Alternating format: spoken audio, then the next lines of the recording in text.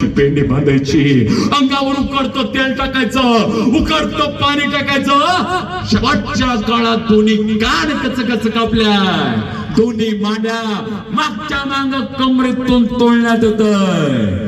औरंगजेब शेवटचे हात देतोय, लावा संभा की आंखें बाहेर निकाल लाव. असं म्हटल्यावर ते लाल झालेलं आसन्न घेऊन हाशाम त्या संभाजी राजांकडे वाटचाल करतोय.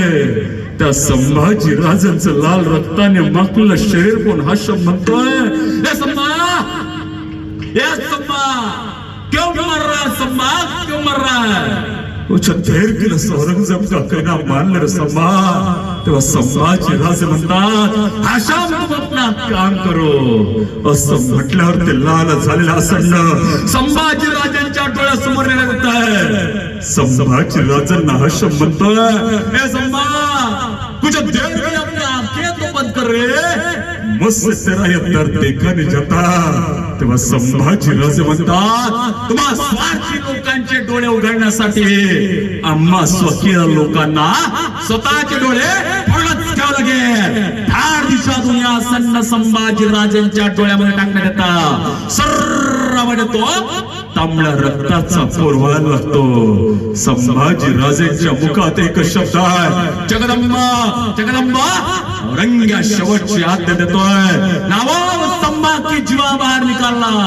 तेव्हा एवढे मोठे साखरदंडा, सगळ्याला कडी आहे, कडी संभाजी राजेंच्या जिम्मत टाकण्यात येतात. धाड दिशा झटका मारण्यात येतात. संभाजी राजेंची दीड हातची पारा. माता भगिनी ज्याप्रमाणे घरात भेंडी कापतात त्याप्रमाणे संभाजी राजेंच्या शरीराचे तुकडे मिलीमीटर मध्ये काट करण्यात येतं. हार विणावा त्याप्रमाणे वळू तुळापूरचे लोक संभाजी राजेंचं शरीर शिवतात. वळू तुळापूरला संभाजी राजेंची समाधी बांधण्यात येते.